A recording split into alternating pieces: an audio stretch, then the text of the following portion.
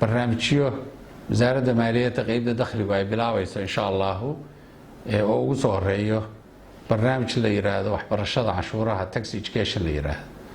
haddaan brief yar idinka siiyo xoogaa yar, barnaamijyadaasi waxay soo bilowdeen 2017kii 2018 intaas waxaa qaadatay xog aruurintii iyo barnaamijyadii ukuurgelidoodii waxaa gacan naga siinaya World Bank.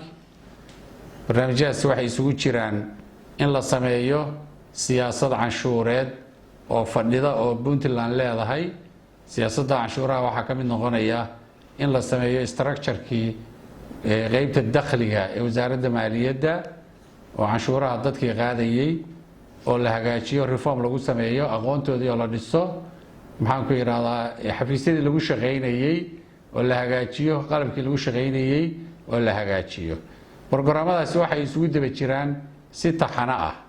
waxa weeye waa tax policy oo siyaasadda canshuuraha ah, tax administration oo maamulkii canshuuraha ah, maxaan ku tax education oo barashadii canshuuraha ah, tin registration oo warqadii aqoonsiga canshuur bixiyaha ah oo la iska diiwaan gelinayo canshuur bixiye kasta oo reer Puntland ah laga rabo inuu iska diiwaan geliyo gobolka uu joogo.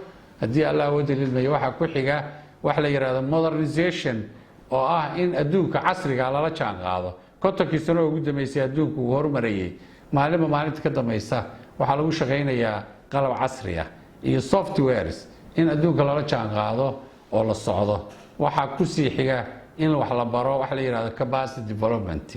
shaqaalaha u shaqeeya wasaaradda maaliyadda in la dhiso aqoontooda canshuureed oo ay noqon karaan shaqaale waxay qaadayaan yaqaan, ciday wax ka qaadayaan yaqaan, wixii la weydiiyo oo laga weydiiyana ka jawaabi kara.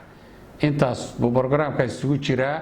barnaamijka dhaqso u bilaabanaya waxa ugu soo horeeya oo la door biday markii lala sheekaystay oo in badan xog laga aruuriyay oo shirar laga galay ganacsatada reer Puntland qaybo kamid ah. waxay cadeeyeen inay u baahan yihiin barashada canshuuraha. barnaamijka tax education-ka ee ganacsatada ayaa loo soo hormariyay, isagaan u soo hormarinay. dhaqso u bilaabanaya waxaa la rabaa inay ganacsatada dhammaanteed la maro. waxa ugu soo horeeya 3 gobol baa hadda la marayaa: Nugaal, Boosaaso iyo Bari iyo meesha la Mudug. kuwa kalena insha Allah halkaas ay imaan doonaan wixii laga casuumo. dabadeedna wuu soconayaa, maaha wax hal mar inta la sameeyo laga harayo. barnaamijkaas tax education waxa ku jira barashadii canshuuraha oo ganacsatada loo sheegayo. canshuuraha la hormarinayo oo Puntland waxay u kala baxaan labo: kastamo iyo canshuure bari ayay u kala baxaan. hadda waxaan xoog saarnaa canshuuraha bari, waayo kastamadu waa wax kasta oo force majeure ay wax ku keeni karaan. canshuur fadhida ma aha, waa wax bad saaran oo meelo kale inoo ka imaanaya. waa wax hadhow haddii federalismka lagu Soomaaliya ku heshiiso shaqadiisu ay u badan doonto dhinaca federalismka. laakiin waxa la rabo reer Puntland inay ku naaloodaan oo dakhligooda ay kobciyaan waa canshuuraha bariga. inta haddaan iraahdo waxaa jira dadkeenu inay u diyaar garoobaan inay dalkooda ka shaqeeyaan. ganacsatada canshuuraha bixinta waxay ku leedahay fikirkeeda, systemka hagaajintiisa waxay ku leedahay qaybtooda. barnaamijkaas waxaa ka mid ah wax la yiraahdo large taxpayer office baan furaynaa ganacsatada waaweyn. waxaa ka mid ah taxpayer forums baan qabanaynaa, shirar ay ka soo qaybgalayaan canshuur bixiyaasha waaweyn. talaa la weydiinayaa, wadanka waa la wada leeyahay, horumarkiisa in laga wada shaqeeyaa la rabaa. maalin kasta sugi mayno. waa aragteen wadadii China inoo dhisay oo burburtay iyo wadadii Talyaaniga oo hadda roobkii burburiyeen baynu weli taagana.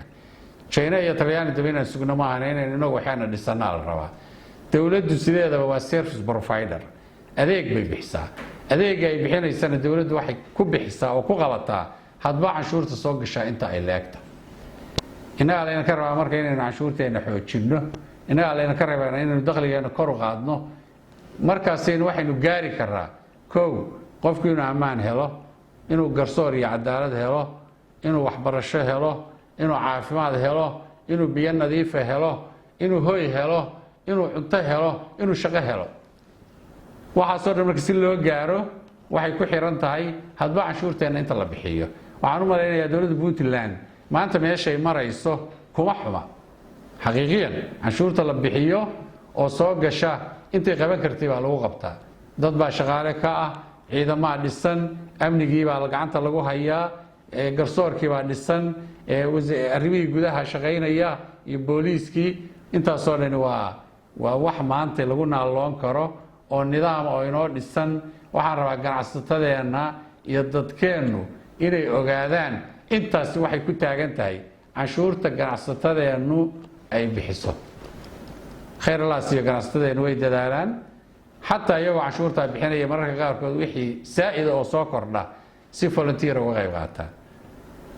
way mahadsan yihiin, laakiin waxaynu rabnaa inaynu inagu aqoonteena dhisno, ganacsatada aqoonteeda la dhiso, shaqaalaha aqoontooda la dhiso, waxayna kor u qaadno. shaqada noocaasa ayaa inoo bilaabanaysa. anigu waxaan leeyahay sideedaba inta haddaan dha waxaan rabaa inaan warbixintan kusoo gebagabeeyo.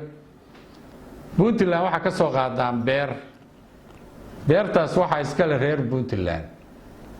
waxaa shaqaale ka ah ciidamada iyo shaqaalaha iyo golayaasha dowladda. waxaa nagu maamula golayaasha dowladda. ciidamada iyo shaqaaluhuna shaqaalay ka yihiin beerta oo ay ka shaqeeyaan. cidda maamusha oo gacanta ku haysaana waa golayaasha dowladda oo inoogu horeeyaan madaxweynaha iyo madaxweynaha iyo gudoomiyaha baarlamaanka iyo haddii alla idmayo wasiirka maaliyadda iyo wixii soo raaca. beertaas waxaa maalgashada oo maalgashadayaalka ah waa ganacsatada canshuur bixiyaasha. waxaa laga filayaa miraha goosanaya waa reer puntland oo ay ku jiraan ganacsatadii iyo shaqaalihii iyo dhammaan. waxa laga filayo laga goosanaya waa amni, waa biyo nadiifa, waa waxbarasho, waa caafimaad, waa garsoor, waa horumar kaabayaasha dhaqaalaha lagu sameeyo. intaasoo dhan waxay noqonayaan miraha ka soo go'aya beerta la yidhahdo puntland markii maalgashadayaashu ay si fiican u maalgashadaan. hadba heerka maalgashigu istaago ayaa service deliverieska dowladda ay qabanaysaan oo istaagi karayaa oo miraha geedka ka soo go'aya ay gaarayaan. haddii si fiican loo maalgeliyana waxaan isleeyahay miro fiican baa ka soo go'aya oo inta aynu samaynay iyo shaqo abuur iyo dhammaan waa laga helayaa. haddii maalgashigu uu yaraadana waxay ila tahay miraha soo go'aya ayna ku yaraanayaa, markaasna adeegii dowladdu bixinaysay baa yaraanay. marka si adeegu u bato, miraha inoo soo go'aya u bataan, waxayna ku filan u noqdaan inaynu inaguna maalgashiga xoojinno. intaasaan ku dardaarmayaa reer puntlandow iyo soomaaliyaba dhammaanteed meelay joogto in la isku tashado, aynu dakhliga inagu abuuranno. adduunka cid gacan shisheeye ku nooli ma jirto, cid wax ka sugtaa ma jirto. nin waliba meeshuu isdhigo buu oolaya. waa la soconayaa. brogramkani wuxuu ka socdaa dowladda federaalka, wuxuu ka socdaa puntland, wuxuu ka socdaa somalilan. saddexduba way wadaan. insha allah waxaan rajaynayaa inaynu noqono kuwa ugu horeeya, aynu noqon kuwa ugu dambeeya haddaynu reer puntland nahay. dakhliga dowladda puntland oo ay ka mid yihiin barashada canshuuraha, wacyigelinta canshuur bixiyaasha, iyo shirar looga hadlayo canshuuraha guud ee dowladda puntland si ganacsatadeenna iyo bulshadeenna reer puntland loogu soo bandhigo canshuuraha puntland, hadafka canshuuraha biriga, xuquuqda iyo waajibaadka canshuur bixiyaha, iyo iyadoo la furi doono xafiis ku saabsan cabashada canshuur bixiyaasha uu soo gudbin doono wixii cabashadiisa ah uu soo gudbin doono.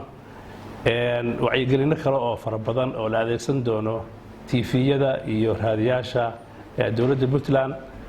sidaan hore u sheegana looga hadli doono canshuuraha dowladda puntland, hadday noqoto kastamada iyo haddii ay noqoto canshuuraha biriga dowladda puntland maaragtay wasaaradda maaliyadda ay qaado. runtii canshuurahaas waxaanu ku baraarujinaynaa dadweynaha reer puntland inay bixiyaan si kor loogu qaado dakhliga dowladda. bulshada reer puntland waxaan ugu baaqayaa inay noqdaan runtii muwaadiniin canshuur bixiyaal ah inay noqdaan. waxaana la yidhaahdaa canshuur bixin la'aan waa dowlad la'aan. dowlad sideeda waxay ku horumarta waxa weeye oo lagu xisaabtamo oo ay maaragtay ay ku tashato waxa weeye waa canshuur bixinta. qofku inuu bixiyo canshuuraha inuu bixiyo, siiba waxyaabaha ay lagu xisaabtamo waxaa ka mid ah canshuuraha biriga. kastamada waxa weeye waa wax marna imaan kara la waayi karo laakiin waxa u muhiimsan in ay bulshada reer Puntland ay bixiso canshuuraha biriga waxa lagu xisaabtami kara dawlad ku xisaabtami kartana waxa weeye waa canshuurahaas birigaas runtiina waxa weeye dawladdu waxay ku dhisantaa waxa weeye canshuurahaas bay ku dhisataa oo horumar ay ku gaartaa si loo gaaro horumar amni difaac ama si loo horumariyo waddanka kaabayaasha dhaqaalihiisa loo horumariyo oo loo gaaro horumar iyo isku tashi dawladeed loo gaaro waxa mar walba dadka reer Puntland iyo ganacsadeena ku baraarujinayna inay noqdaan canshuur bixiyaal muwaadiniina runtii waxa kale oo wasaaradda qorsheeda ku jira oo aan halkaan ugu soo bandhigaynaa shacabka reer Puntland in wasaaradda maaliyadda ay diyaar u tahay inay bulshadeeda u soo bandhigto kharash iyo dakhli wixii ku baxa soo galay dakhli ahaan wixii soo galay inaanu soo bandhigno kharash ahaan iyo sidii loo kharash galayna waxaa naga go'an wasaaradda ka go'an iyo dawladda inay u soo bandhigto bulshadeeda runtiina wasaaradda maaliyaddu waxay leedahay website waxa lagu maaragtay isku filaasho iyo isku tashi iyo isku kalsoonaan aan u muujinayno shacabka reer Puntland waxaan ugu baaqayaa oo ku celcelinayaa mar walbaba shacabka reer Puntland inay noqdaan muwaadiniin canshuur bixiyaal oo ku xisaabtama dalkooda ku xisaabtama u diyaar garooba bixinta canshuurta waa maasantihiin haddii dadweynaha reer Puntland waxaan ku bogaadinaynaa inay yihiin dad wanaagsan oo canshuur bixiyaal dhamaystiran isla markaana waxaa laga maarmaana oo muhiim ah in dadweynaha lala socodsiiyo loona sheego canshuurtu waxay tahay si kooban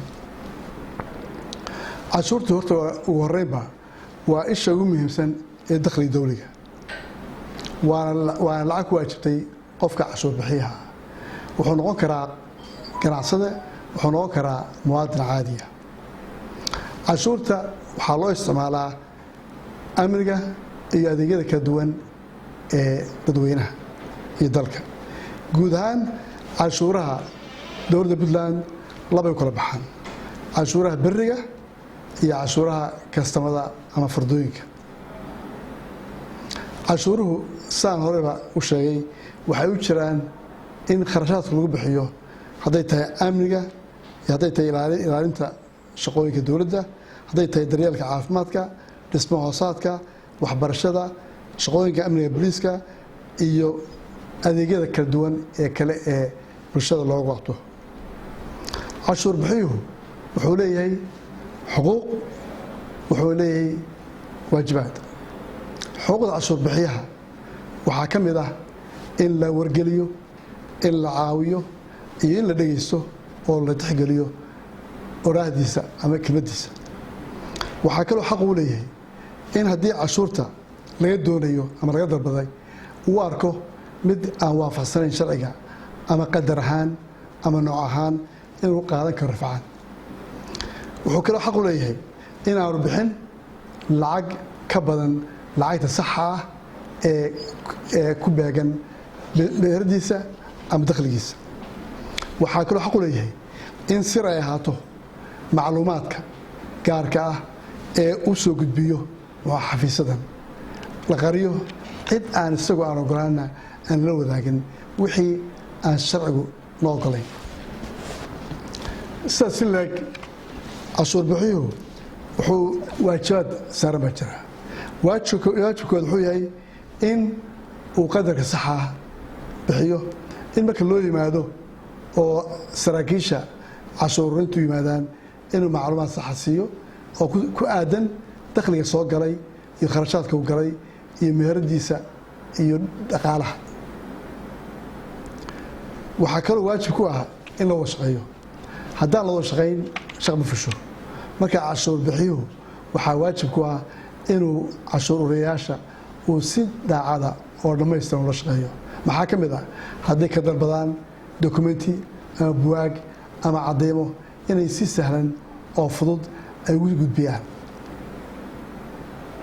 waxaa kaloo waajib ku ah in dokumentiga ay canshuurta ku bixiyeen in ilaa xilliga loogu talagalay ay hayaan oo aan la tuurin oo la kaydiyo waajibka ugu weyn wuxuu ka mid yahay cashuurta in lagu bixiyo xilliga loogu talagalay waa la ogyahay adduunka sideeda beersaba ahaatee cashuurta haddaan xilligii loogu talagalay lagu bixin marmarka qaarkood waxaa laga yaabaa inuu ganaax yimaado qasi ganaaxa looga taxadiro ama aan u dhicin lacag saa'idan aan laga doonin cashuur bixiyaha waxay ku habboon tahay in wakhtiga ku habboon isna laga dalbado isna ku bixiyo